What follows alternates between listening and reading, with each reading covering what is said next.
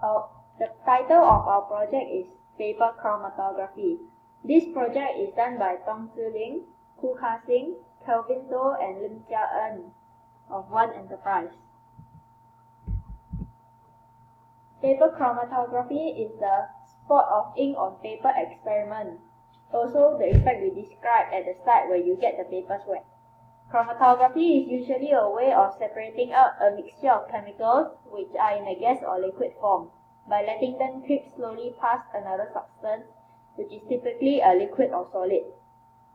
So, with the ink and the paper trick, for example, we have a liquid, which is the ink dissolved in water, or another solvent creeping over the surface of the solid, which is the paper.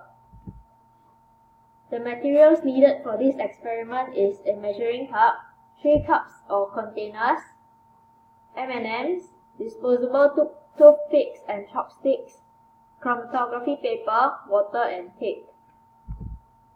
First, 5 ml of water was poured into each cup. Water was measured using the measuring cup. Secondly, an M&M was placed in one of the cups and one more in another. Thirdly, the M&Ms were mixed using the chopsticks until the coloring has mixed completely with the water. Next, a 2 cm line was drawn away from the end of the chromatography paper, and a toothpick was used to place a drop of the M&M mixture onto the line drawn. Finally, the chromatography paper was hung just touching the water surface and observed. This is the video of our experiment.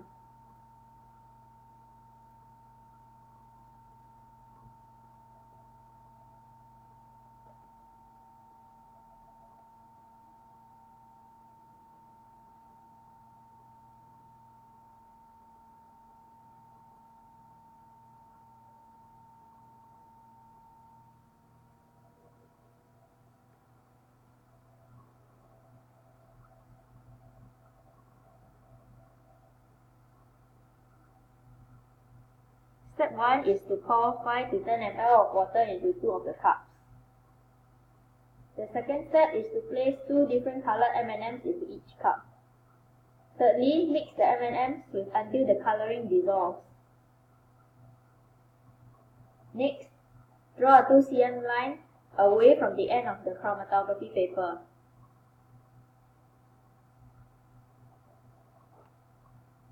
Place the chromatography paper just touching the water and wait.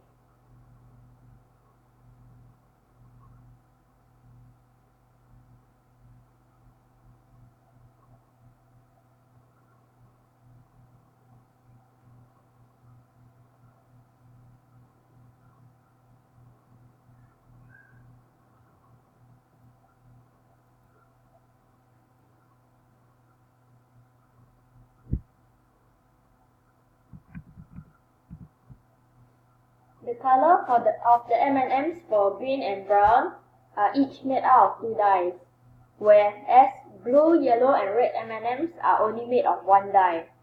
Blue food coloring has blue and red food dyes.